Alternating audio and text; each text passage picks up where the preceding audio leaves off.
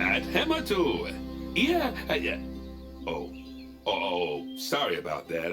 I have a habit of slipping back into the Planko language. It's good to finally meet you in person. I'm Bernard, although I insist you call me Bernie. The only person who calls me Bernard is my wife. And even then, only when I've tracked elephant dung into the carpets. As you know, I own several zoos, but I always like to show people the ropes here at my home. This is the first zoo I ever opened, and a source of great pride for me. And prides, thanks to a lion breeding program we ran in the 80s.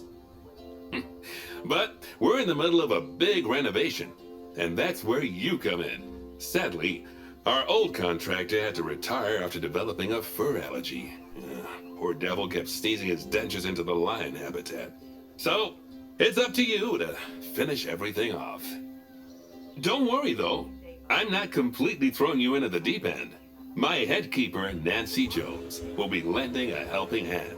Oh, she's a hard worker, and she'll expect you to be too. But I'm sure you'll get along like a house on fire, or even better, one that isn't on fire. Less shouting that way. Hello there. From that rosy, fresh face of yours, I'm guessing you're Bernie's new hire. Good. Now, I hope you're ready to ditch your diploma because we're about to get really hands-on. But before we begin the real work, how about we familiarize you with the zoo by learning how to fly around it and visiting some of our beautiful animals. We'll start by popping over and having a look-see at the grizzly bears in their habitat. Did you know that grizzly bears, also known as Ursus arctos horribilis, can hibernate for up to 7 months a year? But then again, given the chance, I think a lot of people would do that too. Select one of the bears and you'll bring up its information panel. See now, this is a fantastic way to get a close look at your animals. You can also get this view of an animal by simply double-clicking on it. Okay, when you're ready, let's pop over to the other side of the zoo and take a look at the lions. I've marked their location for you to find.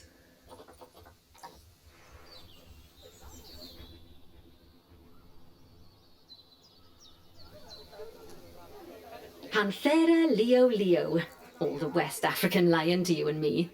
Lions are the most social of the big cats, and there can be as many as 40 lions in a pride, although prides of that size are pretty rare. As Bernie would say, those lions are awesome, which is precisely why I handle training instead these days. Anyway, how about we get started on those objectives? Come on, let's head over to an empty habitat and see what needs doing there.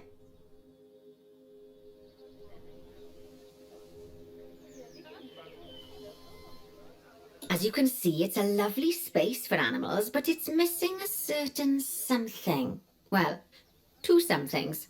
Warthogs. So I'd like you to adopt a pair of them. To adopt animals, we need to open the animal market, which is in the animal trading section. There we are, a pair of perfectly splendid warthogs for our zoo. Just click on them and select Adopt from the side menu. Normally the animal exchange would be full of animals, but I've emptied out the market while you learn how it works. The last thing I need is you accidentally ordering a dozen elephants. When you adopt an animal, it's automatically placed in the trade centre, where they're held until you're ready to move them into their habitat, which, as it happens, you are. So how about you move them into their new home? When you ask for an animal to be moved into a habitat, your caretakers will go to the trade centre, collect your animal, and deliver them to your selected habitat. I've marked the trade centre's location, so let's go and watch the caretakers in action. Well, as you can see, those caretakers don't hang about. They'll move those animals to their destination as fast as possible. Of course, normally we'd have to place the animals into quarantine before moving them into a habitat, but I am assured by a person of good standing that these warthogs are in the very rudest of health. Right, let's get the warthog's habitat finished up so we can keep them nice and happy. You see, each animal in the zoo has an overall welfare statistic, basically how happy they are. And that overall welfare statistic is itself comprised of 4 different areas: nutrition, social health, habitat, and enrichment. Luckily, if you select an animal, you'll bring up their animal welfare information panel, which we saw earlier, where you can see how they're doing. That way, you'll know exactly what areas need to be addressed. Don't worry if that's a lot to remember. You can always check the Zoopedia for more information. Animals also require stimulation to keep them happy. Let's add a lovely mud bath for the warthogs to roll around in. That bath will count towards their enrichment welfare, specifically their toy enrichment welfare. Oh, nice work. You've got a knack for this, I see. Now, our contractor had to leave in a hurry, so this place is in a fair old state. Unfinished thingamajigs and whatsits all over the shop. But the first thing we need to finish is the ostrich habitat. It's over near the hippos. Oh, before we actually start building our ostrich habitat, let's pause the game. Just click the pause button in the bottom right corner. Ah, that's more like it. A quick break. Sometimes it's a good idea to pause the game whilst you're doing something which requires your concentration, because it'll stop the zoo spinning out of control while you're looking the other way. Let's keep the game paused while we get this ostrich habitat built. Okay, job number 1 here is to add a habitat gate before we complete the barrier. Every habitat needs a habitat gate. After all, how else would the keepers get in and out? Just make sure it's hooked up to the path so the keepers can reach it. Right, let's complete the perimeter barrier so we can adopt us some ostriches. I've marked out an area for you to use, so I'd like you to finish off the perimeter using the brick barrier. Good work! Remember, before you can place animals in any habitat, it has to have a full loop of connected barrier. Now, you've probably noticed that guests can't actually see into this habitat at the moment, at least not without a stepladder. But seeing as they're banned, I'd like you to select a piece of barrier and swap out the brick for a glass barrier, so the guests can see in. There we go. Adding in more windows gives guests even more opportunities to see the animals in a habitat. It's always best to make sure the guests can get a good view into a habitat from the path they're walking on, because it makes them happy, and because this would be a pretty terrible zoo if they couldn't. The last thing we need to do is to add a donation box. You see, when guests enjoy the view of an animal, they'll make a donation. Just make sure you put them in easy-to-reach places, like near a viewing point. Donation boxes are one of the main sources of income for the zoo, so make sure you remember them. By the way, as well as pausing the game, you can speed the game up by clicking on the fast forward button. It'll run everything at 2 times and 5 times faster. It can be useful, especially if you're waiting for money to accumulate or for animals to be delivered to your habitat. Personally, I use it when I'm waiting for a brew to finish. All right, you've finished the habitat, so it's high time we adopted those ostriches, don't you think? Let's get 4 of them in here. While we wait for them to be collected by the caretakers and brought to the habitat, you should get it ready for them. Add a suitable feeding station, water station, and an appropriate food enrichment item. It's often best to place things like enrichments and feeding stations near to the habitat perimeter, so guests can get a really good view of the animals. Oh, good to see the ostriches have somewhere they can really stretch their legs. Did you know they can actually run at 43 miles per hour? Oh, heaven forbid they ever escape. The speed camera fines alone would bankrupt us. Well, Bernie certainly seems impressed. Did you do a speed camera joke? Every time we get an ostrich. So, now we've made the ostriches' lives a bit better, let's do the same for the keepers, shall we? To make it easier for the keepers to feed the ostriches and hippos, we should build a new keeper hut. Keeper huts are where the keepers prepare the food for animals, so they should be placed near to the habitats to make sure the keepers don't waste their time walking when they should be looking after the animals. This keeper hut only has space for one keeper, but the larger keeper hut can allow multiple keepers to prepare food at the same time. Oh, but bear in mind that keeper huts and other staff facilities shouldn't be placed near to areas where there are lots of guests. Guests don't like seeing facility buildings, and it can affect their happiness. Negatively, in case that wasn't clear. Something that all facilities, shops, and a whole host of other objects need is power, and that obviously includes your newly built keeper hut. So let's place a transformer next to it, shall we? Lovely work. Now the keepers can start using the hut to prepare food, and thanks to where you've put it, they won't need to walk very far to deliver it to the ostriches and hippos. Let's get on to your next objective then. Bengal tigers. We want to adopt some, but I'm afraid there's nothing ready for them yet. Head on over to the plot of land I've marked out. It's not too far away. Righty, your next job is to build a habitat from scratch. And concrete and glass, I expect. So go ahead and build it. Just make sure that the habitat includes that big hole we've dug. Oh, and don't forget to add a habitat gate to the barrier.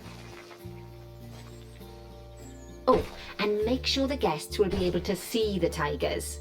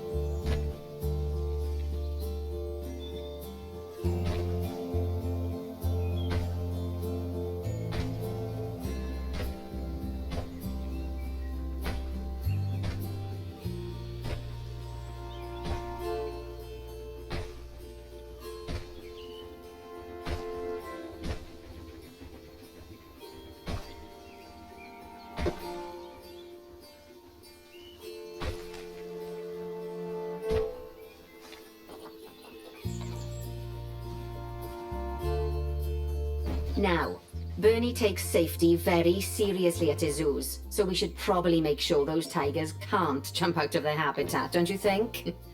The way we'll do it is by changing the height of the habitat's barrier. Okay then, you should start by double-clicking the habitat barrier, which will take you into barrier editing mode. Great. Now highlight the entire perimeter of the habitat. You can do that by clicking and dragging the barrier selection tool. Now you've got all of the perimeter selected, you can increase the height of it by clicking and dragging the barrier height tool upwards.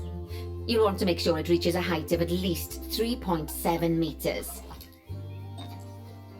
Now that the habitat is in place, don't forget to put down a donation box near to your viewing areas. We need every dollar we can get. Especially as these tigers aren't exactly eating instant noodles for lunch. Okay, that's the habitat boundary complete, the habitat gate's in place, and most importantly, the tigers won't be able to jump out of it anymore. I think it's time we adopted those tigers.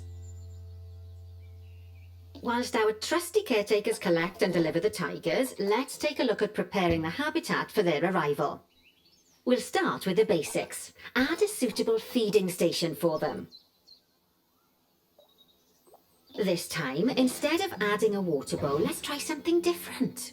Some animals need a pool in their habitat so they can go for a swim, but they can also use it to drink from. All you have to do is make sure the banks of the pool have a gentle slope so they can easily get a nice, refreshing drink. There's already a pool excavated, but you still need to fill it with water. You should do that by going into Terrain and selecting the water tool.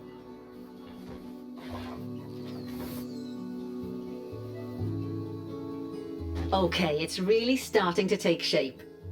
Now, the tigers will need a shelter in their habitat so they can hide from the guests, or more likely the bad weather. Although given that we're in England, you might want to think of that just as normal weather.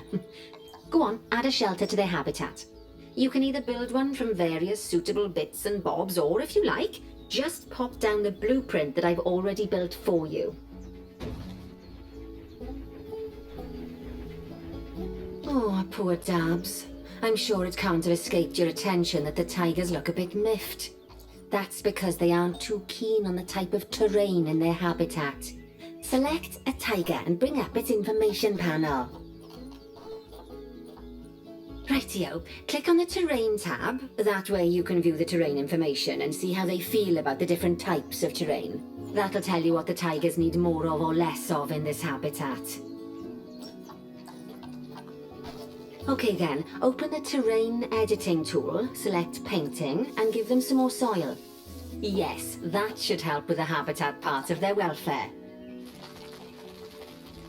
Right then. All animals need plants and trees from their own biome or continent. You know, deserts, savannas, or Asia, Europe, that sort of thing.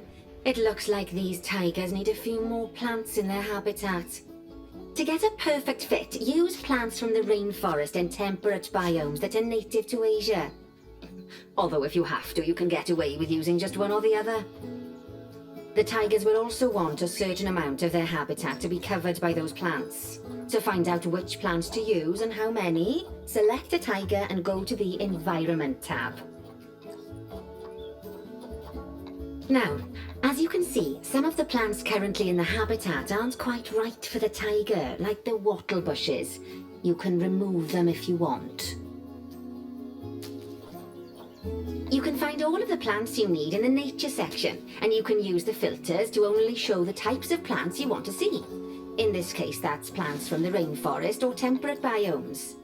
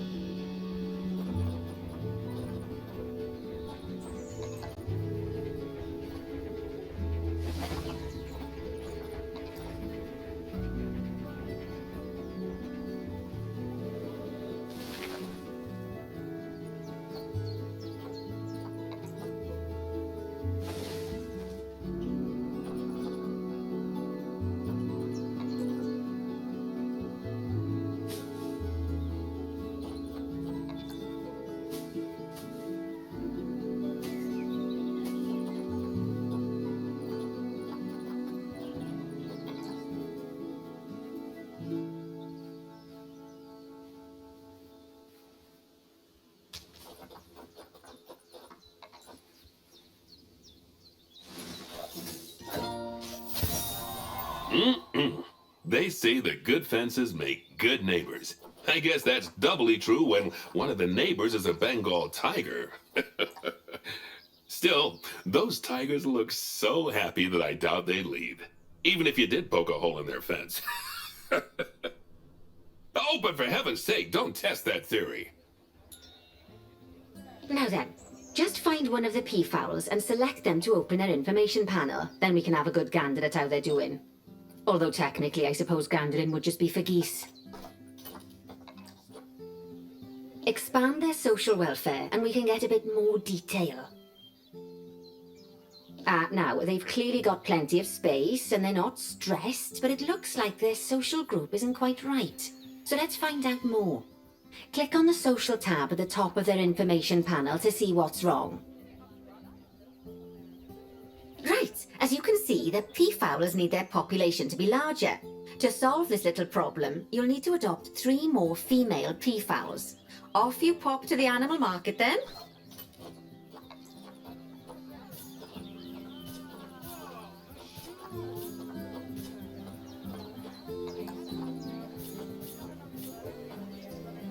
Good work on those peafowlers. I expect they'll be delivered soon. But sadly, it sounds like our snow leopard is a bit grumpy. Let's head over there and see what's wrong with her.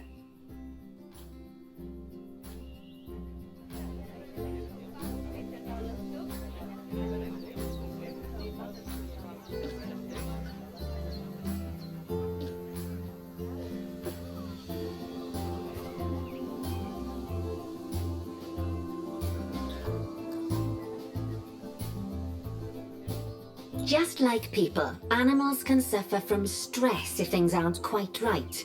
You know, like when you see someone put in the milk before the tea bag. In the case of these snow leopards, they're a bit stressed by their lack of privacy. You can lower their stress levels by swapping out the normal glass barrier by their cave for one-way glass. It's not a cheap option, but I think they're worth the expense, don't you? This will give the snow leopards somewhere to go when they want to get away from the prying eyes of the guests. Of course, when an animal isn't in its natural biome, it's probably going to be too hot or too cold. Unsurprisingly for the snow leopards, it's too hot. Even with the terrible British weather, you should help cool it down by adding some coolers to their habitat. But let's start by opening up the temperature heat map and having a look-see at the temperature in the leopard's habitat.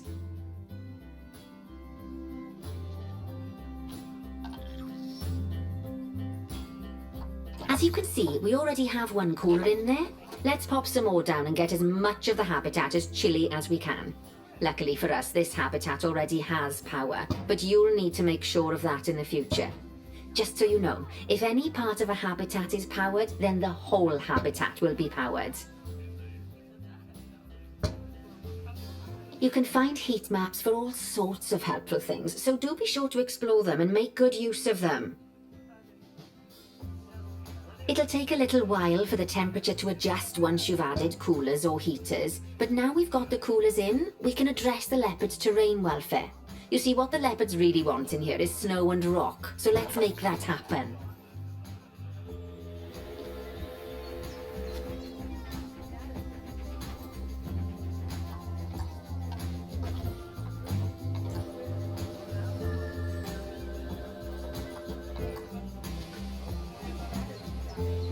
Now then, all of that should give you a pretty good understanding of how to make animals happy. So I'd like you to go and check on all the other animals in the zoo and fix up any issues with their habitats. That'll increase the average welfare of the animals across the whole zoo. And that average welfare is a very important statistic. Now, to quickly see how all your animals are doing in the zoo, you should go into Zoo Management and then into the Animals section. As you can see, this list shows you the animal's overall welfare. So if something's amiss, then you can quickly pop over to them using the Locate button. Right, I'm off for a cuppa while you make sure all the animals are well looked after.